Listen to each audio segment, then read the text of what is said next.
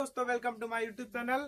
आज हम बताएंगे बायोलॉजी क्लास 12 के 70 मोस्ट इंपोर्टेंट टॉपिक्स जो कि यूपी बोर्ड में लगातार 5 वर्षों से पूछे जाने वाले टॉपिक्स हैं और इस बार भी बोर्ड एग्जाम में जरूर आएंगे, ये मेरी गारंटी है। मेरा पहला टॉपिक रहा लघु बीजाणुधानी परागकोश की संरचना, यानी कि इंपॉर्टेंट टॉपिक्स है। फर्स्ट लेसन जो है आपका काफी थ्योरिकल है और इम्पोर्टेंट टॉपिक्स है।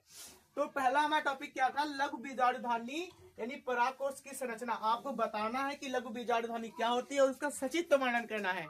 ये क्वेश्चन इंपॉर्टेंट क्वेश्चन है जो कि 5 नंबर या 6 नंबर में आएगा।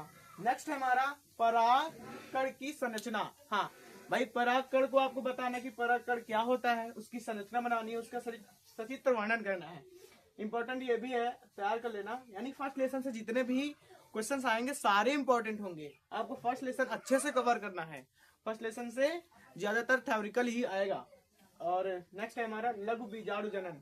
लघु बीजाणु जनन क्या होता है, लघु बीजाणु जनन क्या होता है, उसका सचित्र वर्णन करना है। सारी चीजें आपको बताएंगे इस वीडियो में हम। नेक्स्ट है बीजांड यानी गुड़ बीजाणुधानी की संरचना। आपका जो लघु बीजाणुधानी और गुड़ बीजाणुधानी है दोनों एक दूसरे से मैच होते हैं। बस क्या होता है यहाँ पे परागकोश और यहाँ पे बीजांड की संरचना, यानी आपको यहाँ पे परागकोश की संरचना बनाना है, यहाँ पे क्या बनानी है, बीजांड की संरचना बनानी है। उसको पूरा संरचना बना के सचित्र वर्णन करके आपको पूरा डिटेल में लिखना है।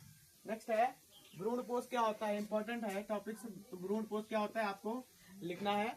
फिर नेक्स्ट है हमारा असंग जनन क्या होता है। असंग जनन आपको बताना है कि असंग जनन क्या होता है, पूरे टिप्पणी लिखी है उस पर। फिर है अनिषेक फलन। अनिषेक फलन क्या होता है, किन किन पौधों में अनिषेक फलन होता है। अनिषेक फलन से अनिषेक फलन के 2 पौधे लिखने हैं, 2 फल लिखने हैं। अनिषेक फलन से कौन कौन से फल उत्पन्न होते हैं, यानी इस पे भी टिप्पणी लिखने को आएगी, टिप्पणी लिखने को आएगी जो कि 3 नंबर की आएगी। नेक्स्ट है हमारा बहुभ्रूणता क्या होता है। बहुभ्रूणता क्या होता है ये भी लिखना है। नेक्स्ट है हमारा दोहरा निषेचन यानी डबल फर्टिलाइजेशन कैसे होता है। दोहरा निषेचन कैसे हो जाता है भाई, जुड़वा बच्चे कैसे हो जाते हैं। इस टॉपिक में आपको ये पता करना है कि दोहरा निषेचन कैसे होता है, अच्छे से तैयार करना है। यूपी बोर्ड में लगातार 5 वर्षों से पूछे जाने वाला क्वेश्चन है, आपको अच्छे से तैयार करना है। नेक्स्ट है हमारा परागण। परागण किसे कहते हैं, व्हाट इज परागण। परागण को अच्छे से आपको तैयार करना है। इसमें से ये भी पूछा जाता है स्वपरागण किसे कहते हैं और पर परागण किसे। स्वपरागण और पर परागण किसे कहते हैं ये भी आपको बताना है। स्वपरागण किसे कहते हैं, पर परागण किसे कहते हैं। स्वपरागण के लाभ, पर परागण के लाभ क्या होते हैं, ये पूरा आपको डिटेल में बताना है। फिर है निषेचन यानी फर्टिलाइजेशन। निषेचन कितने प्रकार के होते हैं, है ना, पूरा ये भी लिखना है। फिर है शुक्राणु जनन की प्रक्रिया। शुक्राणु जनन की प्रक्रिया इंपॉर्टेंट टॉपिक से आप तैयार कर लेना। नेक्स्ट है हमारा मासिक चक्र आवर्त चक्र, ये क्या होता है, बहुत इंपॉर्टेंट टॉपिक्स है। यूपी बोर्ड में लगातार 5 वर्षों से पूछे जाने वाला टॉपिक्स है, आपको ये भी तैयार करना है। 2017 से पूछे जाने वाले ये सारे टॉपिक्स हैं। आवर्त चक्र, शुक्राणु जनन, निषेचन, परागण, दोहरा निषेचन, बहुभ्रूणता, निषेक फलन, असंग जनन, भ्रूणपोष, बीजांड, ये सारे 2017 से पूछे जाने वाले क्वेश्चन है। तो मैंने इस वीडियो में वही क्वेश्चन रखे हैं जो कि आपके बोर्ड एग्जाम में लगातार 5, 6, 7 वर्षों से आ रहे हैं। तो नेक्स्ट हमारा क्या है क्वेश्चन, अंडाणु जनन की प्रक्रिया। हाँ, आपको बताना है कि अंडाणु जनन की प्रक्रिया क्या होती है, डिटेल में बताना है, ठीक है। नेक्स्ट है हमारा जनसंख्या वृद्धि। हाँ भाई, जनसंख्या वृद्धि कैसे होती है, उसका कारण क्या है। अच्छा, जनसंख्या वृद्धि के फायदे क्या है, लाभ यानी हानि क्या है, तो ये सारा आपको सब कुछ लिखना है इस क्वेश्चन में। फिर है मादा जनन तंत्र, सचित्र वर्णन, most most most most most यानी कि ट्रिपल स्टार। एक क्वेश्चन तो आएगा ही, मादा जनन तंत्र या नर जनन तंत्र। ये दोनों इतने मोस्ट इंपोर्टेंट टॉपिक्स हैं।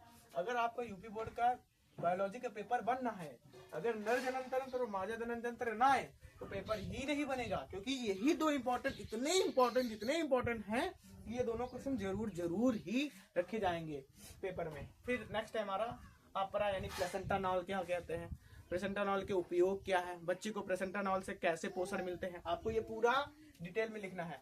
नर जनन तंत्र तो मैंने बता ही दिया है, इंपॉर्टेंट टॉपिक्स है। सचित्र वर्णन, इसका सचित्र वर्णन करना है भाई, डायग्राम भी तैयार कर लेना नर जनन तंत्र का और मादा जनन तंत्र का। नेक्स्ट है एक बीजपत्री एवं द्विबीजपत्री भ्रूण का विकास। हाँ भाई, लगातार बोर्ड परीक्षा में पूछे जाने वाला मोस्ट इंपॉर्टेंट टॉपिक है, ये भी तैयार कर लेना। आईवीएफ तकनीक कहते हैं, आईवीएफ तकनीक किसे कहते हैं भाई, इसको भी तैयार कर लेना, इंपॉर्टेंट टॉपिक्स है।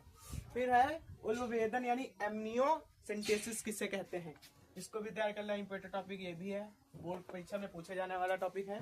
फिर नेक्स्ट है परिवार नियोजन, परिवार नियोजन के लाभ बताने, हानि बताने, परिवार नियोजन से हम कैसे लाभ पा सकते हैं, कैसे हानि होगी परिवार नियोजन से, पूरा डिटेल में तैयार करना है इसको, ठीक है, इंपॉर्टेंट टॉपिक्स है। फिर है एमटीपी निष्पादन चिकित्सीय समापन, एमटीपी क्या होती है पूरा लिखना है, इंपॉर्टेंट क्वेश्चन है, टिप्पणी आती है इस पे ज्यादातर लिखने के लिए 3 नंबर में।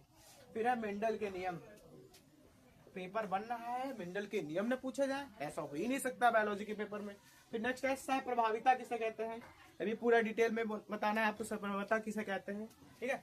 फिर है बहु प्रभाविता किसे कहते हैं, मनुष्य में लिंग निर्धारण कैसे होता है, पूरा लिखना है, मनुष्य में लिंग निर्धारण कैसे होता है। फिर है डीएनए फिंगरप्रिंट, हर बार पूछे जाने वाला topic DNA fingerprint, important topics हैं ये सारे जो आपके 35 मैंने इस वीडियो में कवर करवाए हैं, 35 नेक्स्ट वीडियो में मैं कवर करवा दूंगा। आप लोग मेरे को बताना कि भाई जी मेरे को सेकंड पार्ट भी चाहिए, तो मैं सेकंड पार्ट भी लेकर आऊंगा, लेकिन बट आप इस वीडियो को पूरा वॉच कीजिए ताकि आपको पता चले कि 35 कौन कौन से इंपॉर्टेंट टॉपिक्स होते हैं। नेक्स्ट टॉपिक है हमारा लिंग सहलग्न, लिंग सहलग्न भी आपको तैयार कर लेना, इंपॉर्टेंट टॉपिक्स है। फिर हमें मनुष्य में गुणसूत्री विकार, हाँ भाई सिंड्रोम, मनुष्य में गुणसूत्री विकार कैसे हो जाते हैं, डाउन सिंड्रोम कैसे हो जाता है, ये सारा इसमें पढ़ना है, सिंड्रोम के बारे में पढ़ना है, सिंड्रोम के बारे में पढ़ना है। फिर नेक्स्ट है अनुवांशिक कूट, लगातार यूपी बोर्ड में 7 वर्षों से पूछे जाने वाला क्वेश्चन है अनुवांशिक कूट, 5 नंबर में ये क्वेश्चन आ जाएगा। फिर अनुलेखन किसे कहते हैं, ये आपको बताना है भाई, अनुलेखन किसे कहते हैं। फिर है मानव जीनोम परियोजना क्या है, मानव जीवन परियोजना क्या है, इंपॉर्टेंट टॉपिक है, इसको भी तैयार कर लेना है। फिर है वाटसन क्रिक मॉडल, यानी अगर यूपी बोर्ड का एग्जाम बनना है, अगर ये क्वेश्चन है वाटसन एंड क्रिक मॉडल, तो यूपी बोर्ड का एग्जाम ही बेकार जाएगा। यानी अगर पेपर बनना है 5-6 क्वेश्चन अगर नहीं फंस रहे हैं, जैसे कि नर जनन तंत्र, मादा जनन तंत्र, अनुवांशिक कूट, वाटसन क्रिक मॉडल, मंडन के नियम, पुष्प की संरचना, ये सारे इतने इंपॉर्टेंट क्वेश्चन हैं जो कि लॉन्ग टाइप में पूछे जाते हैं, लॉन्ग टाइप में पूछे जाते हैं, यानी 6 नंबर में आपको ये तो क्वेश्चन जरूर ही तैयार करने हैं। और मेरे 30 के 35 टॉपिक्स क्लियर हो गए हैं इस वीडियो में, और नेक्स्ट वीडियो में मैं फिर 35 टॉपिक्स ऐसे लाऊंगा जो कि आपके यूपी बोर्ड एग्जाम में लगातार 7 वर्षों से पूछे जाने वाले टॉपिक्स हैं। तो आप लोग इस वीडियो को ज्यादा से ज्यादा शेयर कीजिए, लाइक कीजिए, और कमेंट में बताइए कि भाई आपको सेकंड पार्ट कब चाहिए, कितने दिन में चाहिए। जैसा कि मैं बता दूं आपको कि सेकंड पार्ट में मैं 35 और क्वेश्चंस ऐसे लाऊंगा जो कि आपके यूपी बोर्ड एग्जाम में पूछे ही जाते हैं। तो ये सारे आप लोग तैयार कर लीजिए, और बायोलॉजी के पेपर में आपको पास होने से कोई नहीं रोक सकता है। पास होने की नहीं बात मैं बता रहा हूँ आपको, 95% लाने से कोई नहीं रोक सकता है।